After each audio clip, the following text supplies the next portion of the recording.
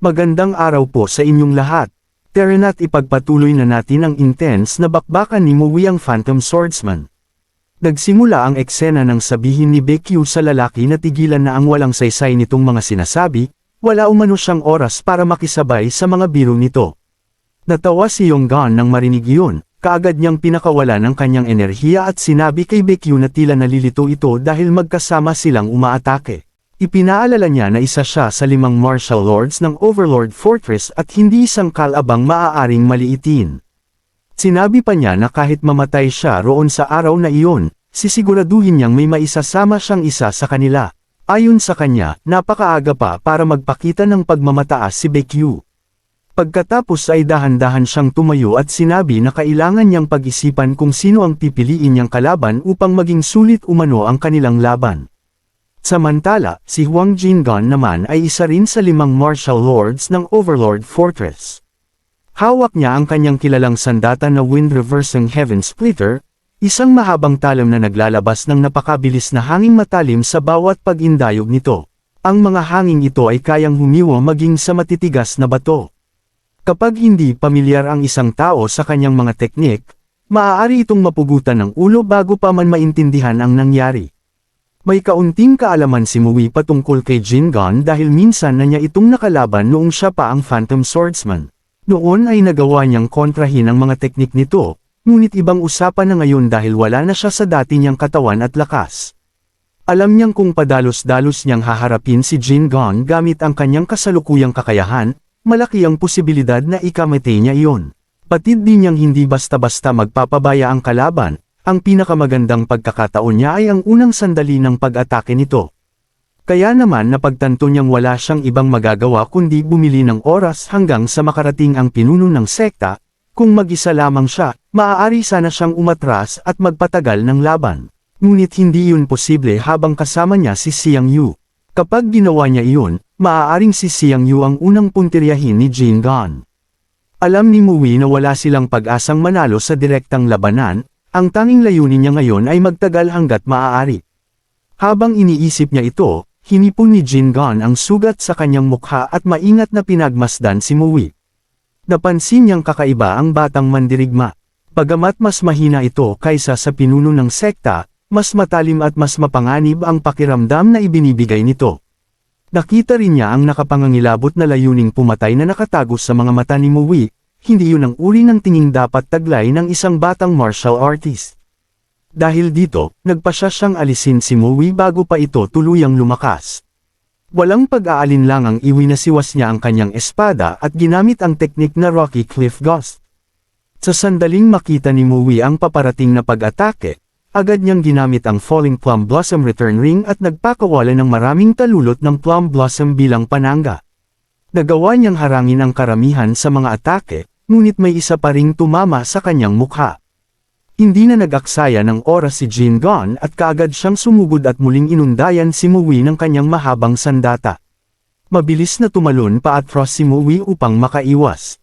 Ngunit pagkasayad pa lamang niya sa lupa, agad na muling umatake si Jingan. Naipagtanggol niya ang sarili, subalit napaurong siya ng malayo dahil sa napakalakas na puwersa ng pag-atake ng kalaban. Doon niya lubos na napagtanto na nasa matinding panganib siya. Kitang-kita niyang determinado si Jingan na patayin siya. Habang lumalala ang sitwasyon, naghanap siya ng paraan upang makabili pa ng oras. Ngunit wala siyang maisip. Unti-unting nablangko ang kanyang isip. Sa huli, nagpasya siyang gawin ang tanging bagay na maaari niyang subukan. Lumingon siya kay Xiang Yu at sinabing haarangin niya ang mga pag-atake ni Jingan. Samantala, kailangan nitong samantalahin ang pagkakataon upang makatakas. Nagulat si Xiang Yu sa kanyang narinig. Ipinaliwanag ni Mui na iyon lamang ang paraan upang makabili sila ng oras, binalot niya ng enerhiya ang kanyang espada at sinabi na aagawin niya ang atensyon ng kalaban. Mahigpit niyang sinabi na huwag nang questionin ang kanyang desisyon dahil iyon na ang pinakamainam nilang pagkakataon. Pagkatapos ay kalmado niyang iniwasiwas ang kanyang espada at pinakawalan ang kanyang enerhiya, ginamit niya ang teknik na Plum Shadows Filling the Heavens. Sa isang iglap, napuno ng hindi mabilang na plum blossom ang himpapawid habang rumaragasa ang mga ito patungo kay Jingan, ngunit hindi man lamang natinag ang martial lord, ginamit niya ang reverse scale recursive flow at madaling pinairepiraso ang lahat ng paparating na pag-atake ni Mui. Wala ni isang Plum Blossom ang nakalapit sa kanya. Kasunod nito, ginamit niya ang teknik na Crushing Formless Whip at nagpakawala ng napakalakas na bugzo ng enerhiya laban kina Mui at Xiang Yu. Agad na yumuko ang dalawa upang makaiwas. Sa isang kisap mata, naputol ang mga puno sa kanilang paligid at nalinas ang buong daanan ng pag-atake. Nang makita iyon, napuno ng takot si Xiang Yu. Kinakabahan niyang tinanong si Mui kung may silbi pa bang tumakas sa harap ng ganoong kalakas na kalaban. Ipinaliwanag ni Mui na bagamat napakalakas ng teknik ni Jin Gong, hindi naman ito ganoon katumpak. Sinabi niyang wala na silang oras at kailangan na nitong tumakbo. Ngunit sa mismong sandaling iyon, may napansin siyang kakaiba. Pinago ni Jin Gong ang kanyang tindig at maingat na inihanda ang kanyang mahabang sandata, kasabay nito ay sumiklab mula sa kanyang katawan ang isang nakakatakot na enerhiya. Nang maramdaman ni Xiang Yu ang nakakabinging layuning pumatay ng kalaban, hindi niya napigil ang manginig sa takot. Alam niyang kahit makaiwas siya sa susunod na pag-atake, maliit pa rin ang posibilidad na mabuhay siya. Napagtanto naman ni Mui na ihahanda na ni Jin Gong ang pinakamakapangyarihan nitong pag-atake. Sa sandaling iyon, naunawaan niyang wala ng pagkakataong makatakas si Xiang Yu. Dahil dito, nagpasya siyang gamitin ang pinakamalakas na teknik na kaya niyang ilabas. Inutusan niya si Xiang Yu na pumwesto sa kanyang likuran, agad naman itong sumunod kay Mui. Kasabay nito, itinaas ni Jin Gong ang kanyang mahabang sandata at pinakawalan ang teknik na Blue Sky Tempest. Kalmado namang tinipon ni Mui ang lahat ng natitira niyang enerhiya sa kanyang espada, nagningning ito sa isang nakakasilaw na liwanag. Pagkatapos ay ginamit niya ang Lucid Plum Blossom Sword. Kasabay ng paggalaw ng kanyang espada ay binigkas niya ang mga salitang mapununawan ng halimuyak ang langit at lupa. Sa isang iglap, hindi mabilang na Plum Blossom ang sumabog sa paligid at rumaga sa pasulong upang salubungin ang nakakatakot na pag-atake ni Jin Gong. Napaurong si Mui dahil sa napakalakas na pag-atake ni Jin Gong, halos hindi niya mapanatili ang kanyang tindig habang patuloy siyang itinutulak ng mabagsik na puwersa. Hindi nagtagal, nabalot ng makapal na alikabok ang buong paligid. Nang unti-unting mawala ang alikabok, nakita si Mui na hirap na makatayo. Mahigpit niyang kinagat ang kanyang mga ngipin habang nakatitig kay Jin Gong. Nagulat si Jin Gong sa kanyang nasaksihan, hindi siya makapaniwalang nagawa ni Mui na harangin ang Blue Sky Tempest na pinakawalan niya ng may layuning pumatay. Hindi lamang siya namangha, nakaramdam din siya ng takot. Sinabi niya kay Mui na hindi niya ito maaaring hayaang mabuhay pa, kailangan umano nitong mamatay sa araw na iyon. Samantala, hirap nang huminga si Mui. Bagamat nagawa niyang pigilan ang pag-atake ng kalaban, halos maubos naman ang kanyang lakas. Dahan-dahan niyang itinaas ang dalawang daliri at nagpasya na gamitin ang isang bagay na hindi niya ginamit kahit noong hinarap niya ang killer. Ang innate true chi ay ang likas na enerhiyang taglay ng isang tao mula pa sa kanyang kapanganakan. Habang lumalaki ang tao at namumuhay sa mundo, unti-unti itong nahahalo sa maruming enerhiya ng kapaligiran at dahan-daang nauubos. Ito ang dahilan kung bakit tumatanda at nagkakasakit ang mga tao, ngunit may paraan upang gamitin ang enerhiyang ito kapalit ng malaking kapangyarihan. Isa itong mapanganib na pamamaraan na gumagamit ng natitirang lakas ng buhay upang makamit ang higit pang kapangyarihan. Bago pa man may tapat ni Mui ang kanyang mga daliri sa kanyang dibdib, biglang hinawakan ni Xiang Yu ang kanyang kamay. Agad naman siyang napalingon sa dalaga. Sinabi ni Xiang Yu na mula nang mawala ang kanyang guro, matinding galit ang naramdaman niya sa sarili niyang kahinaan. Nangako siya noon na hindi na niya hahayaang may mamatay ng walang kabuluhan sa kanyang harapan. Dahil doon, muli niyang binunot ang kanyang espada, pagkatapos ay tinanong niya si Mui kung hindi ba siya isinama nito dahil nais nitong malaman kung handa siyang isugaw ang kanyang buhay. Sumagot si Mui na sinabi niya iyon noong hindi pa niya alam kung gaano kalalakas ang 5 martial lords. Ngunit bago pa sila makapagpatuloy sa usapan, biglang sumugod si Jin Gong.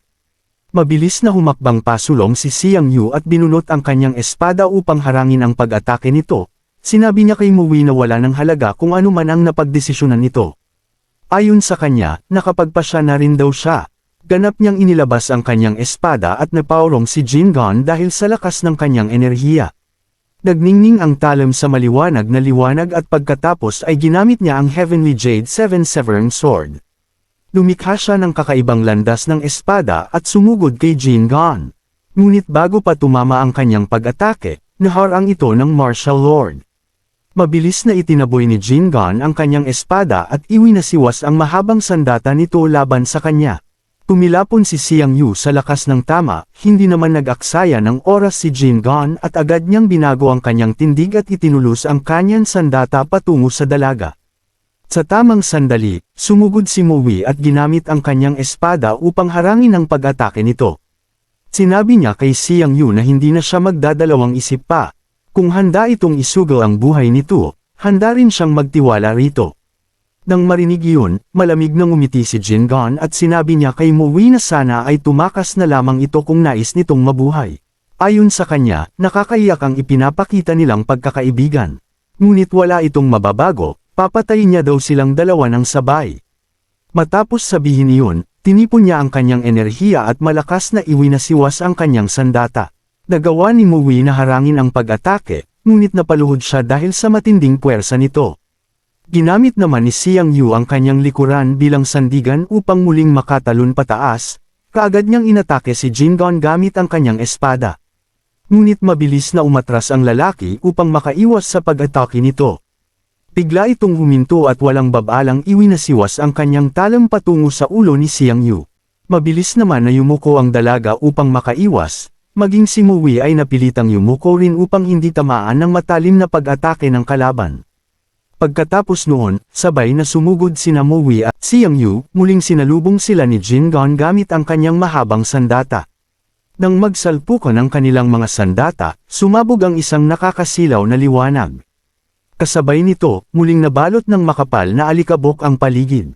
Ilang sandali ang lumipas bago tuluyang hamupa ang alikabok. At nang lumino ang kanilang paningin, nakita si Xiang Yu na hawak ang ulo ni Jingon. Sa kanyang tabi ay si Mo Wei na mahigpit na nakahawak sa kanyang braso upang alalayan siya. Sa wakas, natapos din ang mabagsik na labanan ng ating bida. At dito nagtatapos ang ating kwento. At kung nagustuhan nyo ito sanay mag-iwan kayo ng like, at mag-subscribe na din kayo dahil malaking tulong na ito sa ating channel. Hanggang sa muli.